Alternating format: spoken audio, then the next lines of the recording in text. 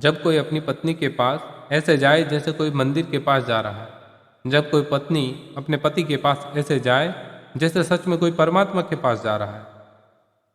क्योंकि जब दो प्रेमी काम से निकट आते हैं, जब वे संभोग से गुजरते हैं, तब सच में वे परमात्मा के मंदिर के निकट से गुजर रहे हैं। वही परमात्मा काम कर रहा है उनकी उस निकटता में, वही परमात्मा की सृजन शक्ति काम कर रही है। और मेरी अपनी दृष्टि यह है कि मनुष्य को समाधि का, ध्यान का जो पहला अनुभव मिला कभी भी इतिहास में, तो वह संभोग के क्षण में मिला और कभी नहीं। संभोग के क्षण में पहली बार यह स्मरण आया है आदमी को कि इतने आनंद की वर्षा हो सकती। और जिन्होंने सोचा, जिन्होंने मेडिटेट किया, जिन लोगों ने काम के संबंध पर और मैथुन पर चिंतन किया और ध्यान किया, उन्हें यह दिखाई पड़ा कि काम के क्षण में, मैथुन के क्षण में मन विचारों से शून्य हो जाता है।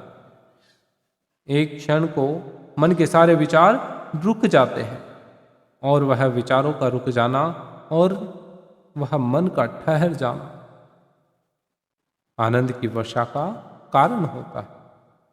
तब उन्हें सीक्रेट मिल गया, राज मिल गया कि अगर मन को विचारों से मुक्त किया जा सके किसी और विधि से, तो इतना ही आनंद मिल सकता है। और तब समाधि और योग की सारी व्यवस्थाएं विकसित हुई, जिनमें ध्यान और सामयिक और मेडिटेशन और प्रार्थना, प्रेयर, इनकी सारी व्यवस्थाएं विकसित हुई। इन सबके मूल में संभोग का एक बहुत बड़ा अनुभव है। और फिर मनुष्य को अनुभव हुआ कि बिना संभोग में जाए भी चित्त शून्य हो सकता है, और रस की अनुभूति संभोग से हुई, और जो रस की अनुभूति संभोग से हुई वह बिना संभोग के भी बरस सकती है। फिर संभोग क्षणिक हो सकता है क्योंकि शक्ति और ऊर्जा का वहां बहाव और निकास है, लेकिन ध्यान सतत हो सकता है।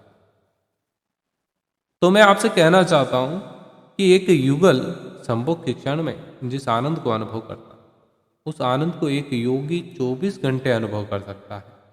लेकिन इन दोनों आनंद में बुनियादी विरोध नहीं है।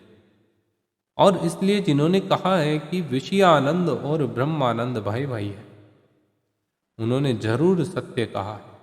वह सहोदर है, एक ही उदर से पैदा हुए, एक ही अनुभव से विकसित हुए। उन्होंने निश्चित ही सत्य कहा। तो पहला सूत्र आपसे कहना चाहता हूं, अगर चाहते हैं कि पता चले कि प्रेम क्या है, तो पहला सूत्र है काम की पवित्रता, दिव्यता, उसकी ईश्वरीय अनुभूति की स्वीकृति हो। उतने ही आप काम से मुक्त होते चले जाएं। जितना अस्वीकार होता है उतना ही हम बंधते हैं, जैसे वह फकीर कपड़ों से बंध गया था। जितना स्वीकार होता है उतने हम मुक्त होते हैं। अगर परिपूर्ण स्वीकार है, टोटल एक्सेप्टेबिलिटी है जीवन की, जो निसर्ग है उसकी, तो आप पाएंगे वह परिपूर्ण स्वीकृति को, मैं आस्तिकता व्यक्ति को मुक्त करती है। नास्तिक मैं उनको कहता हूं जो जीवन के निसर्ग को अस्वीकार करते हैं, निषेध करते हैं। यह बुरा है, पाप है, यह विष है, यह छोड़ो, वह छोड़ो। जो छोड़ने की बातें कर रहे हैं वही तो नास्तिक है।